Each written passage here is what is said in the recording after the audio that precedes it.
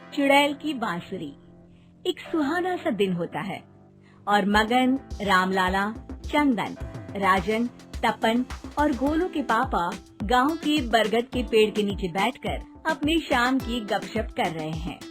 अरे रामलाला और चंदन, तुम्हारी फसल कैसी चल रही है इस साल? अरे बंधु क्या बताए, बारिश ने तो परेशान कर रखा है। सही बात, बारिश की कमी ने दिमाग खराब कर दिया है। सरपंच गांव वालों के लिए एक खबर लेकर आता है। अच्छा मेरे गांव के भाइयों, सुनो जरा। हमारी सरकार ने किसानों के लिए शहर में एक सेमिनार का आयोजन किया है, जिसमें वो खेतों के बारे में और भी कुछ जानकारी देंगे। तो मुझे लगता है कि हमें वहाँ जाना चाहिए। सरपंच जी, मेरे खेतों में कीड़ों ने परेशान कर दिया है, उसके लिए कुछ जानकारी मिलेगी क्या? बिल्कुल, तुम्हारे खेतों के बारे में तुम्हें सारी जानकारी देंगे। बोलो, तुम तीनों को जाना चाहिए, बहुत फायदा होगा तुम्हें उससे। ये कहकर सरपंच वहाँ से चला जाता है और तीनों सोचते हैं कि वो शाम के वक्त मैदान पर मिलेंगे और वहीं से रवाना हो जाएंगे। तीनों दोस्त मैदान पर मिलते हैं और जैसे ही निकलना शुरू करते हैं तभी एक बांसुरी की आवाज सुनकर वो भी उसी ओर सम्मोहित स्थिति में चलना शुरू कर देते हैं। कुछ बच्चे हर बार की तरह अपना दोपहर का फुटबॉल का गेम खेल रहे हैं। पकड़ लिया, पकड़ लिया, पकड़ के दिखा मुझे, इतना भी नहीं कर सकता। अच्छा, कितना भागेगा?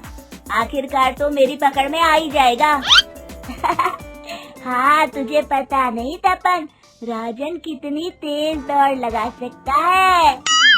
खेलते खेलते अचानक से एक बांसुरी की मीठी आवाज सुनाई पड़ती है। सारे बच्चे उसका पीछा करने लगते हैं।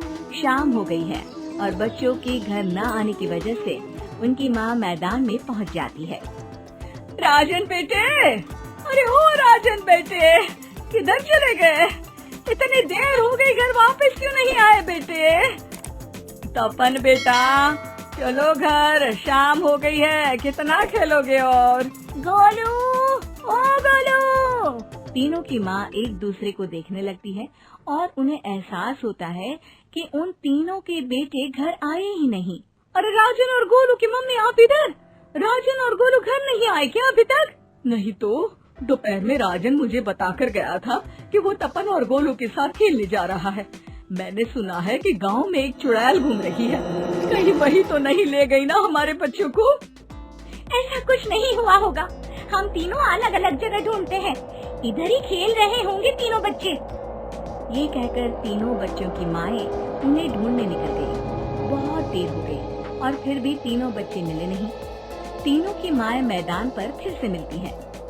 सुनिए जी, ये तीनों मिल ही नहीं रहे और मेरे दिमाग में बहुत बुरे बुरे ख्याल आ रहे हैं। आप चिंता मत कीजिए, हम सरपंच से जाकर बात करते हैं, वो हमारी मदद करेंगे।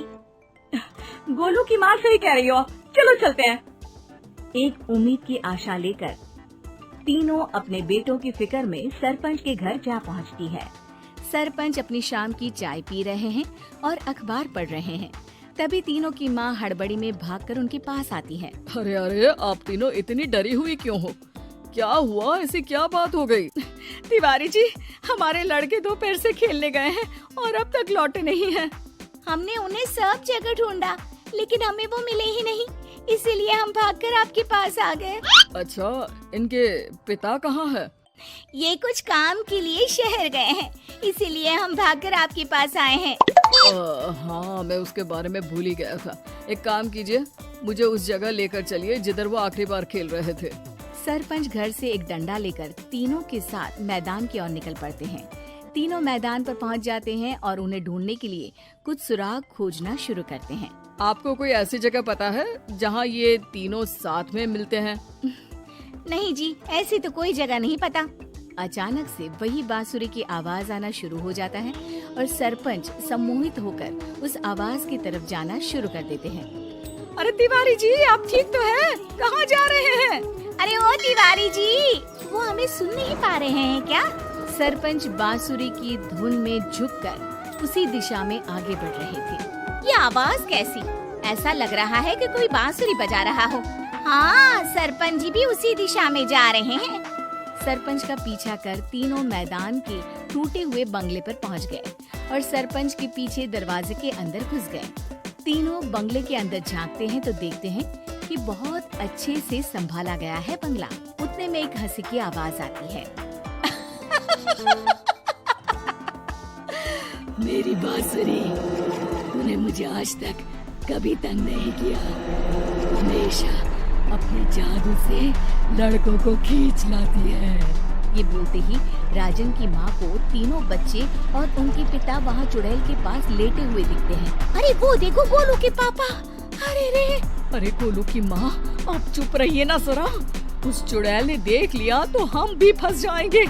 इन्हें बचाएगा कौन? लगता है ये शहर गए ही नहीं और इस चुड़ैल ने इन सबको भी यही बुला लिया है। अब हमें इन्हें छुड़ाना होगा। एक काम करते हैं। राजन की मम्मी गोलू और तपन की मम्मी को एक प्लान बताती है। बिल्कुल सही कह रही हो राजन की मम्मी। चलो आज इस चुड़ैल को मजा चखाते हैं। तीनों माएं अपने छुपने की जगह से बाहर निकलती हैं और एक्टिंग करना शुरू कर देती हैं। ये तो बढ़िया है। अब इसका असर औरतों पर भी हो रहा है। वाह जी वाह। तीनों माएं चुड़ैल की थोड़ा करीब आती है। राजन और गोलू की माँ चुड़ैल को पकड़ लेते हैं और तपन की माँ बांसुरी हाथ से पकड़कर तोड़ देती है। अरे पागल औरत, ये क्या कर दिया? मेरी बांसुरी को तोड़ दिया। अब मेरी शक्तियाँ खत्म हो जाएगी। तुम्हें तो अरे तुझे क्या लगा चुड़ैल कहीं की हमारे बच्चों को और पतियों को हाथ लगाएगी तू? बांसुरी टूटने की वजह से चुड़ैल खाक होकर गायब हो जाती है और सारे लोगों की आंख खुल जाती है। सब अपने परिवार को लेकर उस बंगले से बाहर निकल जाते हैं। कहते हैं ना, नारी